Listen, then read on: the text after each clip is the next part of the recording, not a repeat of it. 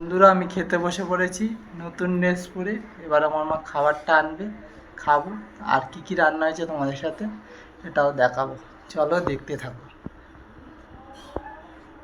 আমার খাবার চলে এসেছে, এই যে যে ভাত, বেগুন ভাজা, চিংড়ি মাছ ভাজা, করলা ভাজা, কুমড়ো ভাজা, পটল ভাজা, আলু ভাজা, তারপরে যে ডাল, আর হলো এটা হলো পুঁই শাক। পুঁই শাক খেতে আমার হেভি লাগে, ভালো লাগে, তাই পুঁই শাক।